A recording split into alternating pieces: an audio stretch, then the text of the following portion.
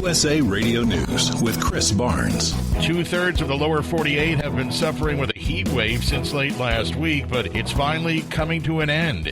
Although in New York City, the mayor, Democrat Bill de Blasio, wants to know why the utility, Con Edison, has had so many power problems in recent days. We still do not have an answer, except that we know a week ago there was a malfunctioning piece of equipment, but no answer as to why, no answer as to how they're going to make sure it doesn't happen again.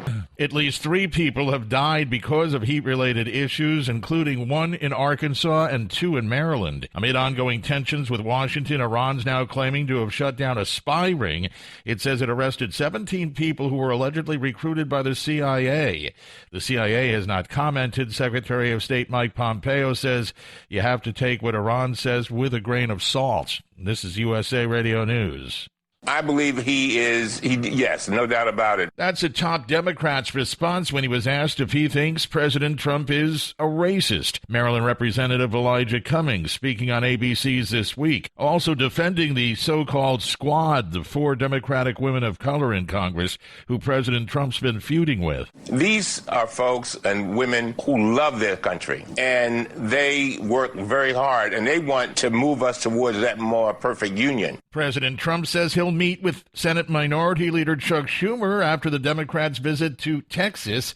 Schumer was in McAllen over the weekend, saying he saw one decent immigrant facility run by Catholic Charities, but said the others were, in his words, awful. In a tweet yesterday, the president praised Schumer and others for their visit, saying he'd like to set up a meeting ASAP.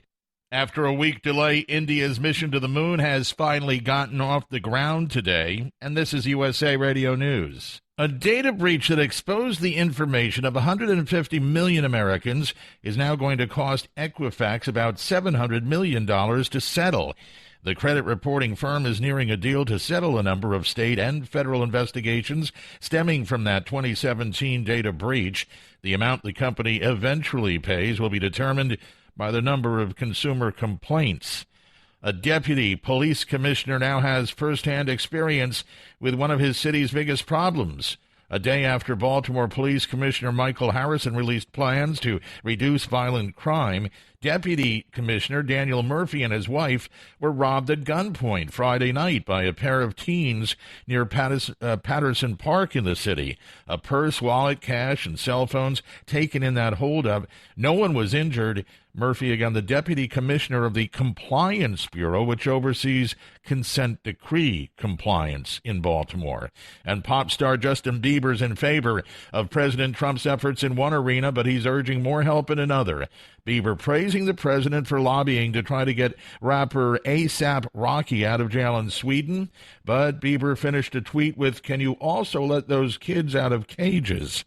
Trump has not responded to Bieber, who said over the weekend he had spoken, the president, though, said he had spoken to Sweden's prime minister regarding Rocky's case. And for USA Radio News, I'm Chris Barnes.